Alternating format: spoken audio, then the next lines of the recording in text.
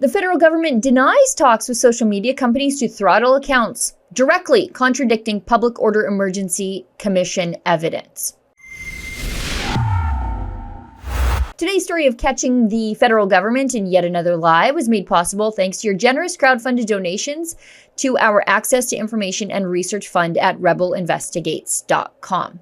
Now, access to information filings made by Rebel News into the Privy Council Office, or the PCO, returned no documents relating to communications between the federal cabinet's chief bureaucrats and Twitter.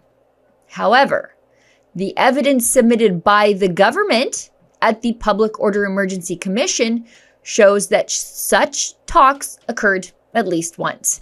The POEC, the Public Order Emergency Commission, or the Trucker Commission, as it's called here at Rebel News, was tasked with examining the federal government's use of a never-before-used counterterrorism law to end the peaceful anti-mandate, frankly anti-Trudeau truckers convoy, which converged on the nation's capital for weeks, beginning the last few days of January 2022. So Rebel News filed for documents all the way back to January 1st, 2020, because we are obviously nosy and we wanted to catch everything. But really, we were looking for documents that we knew existed. We were looking for the government's request to Twitter during the Freedom Convoy to ban Freedom Convoy accounts.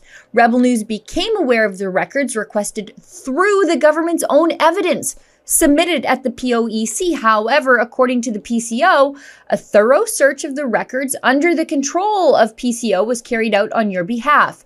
No records relevant to your request were found. Well, how can that be?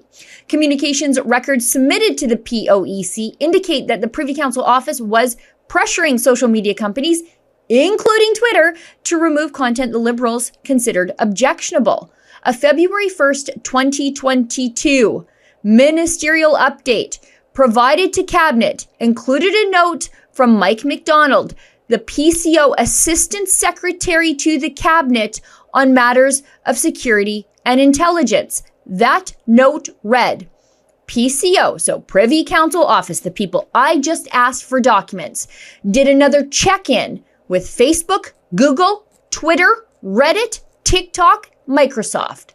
All were asked what they were doing about hateful content and encouraged to remove the worst of it quickly. So are the Liberals lying to us now, or were they lying to the POEC then? Or were they lying to each other back then? The thing about telling the truth is that you don't have to have a good memory to keep your story straight.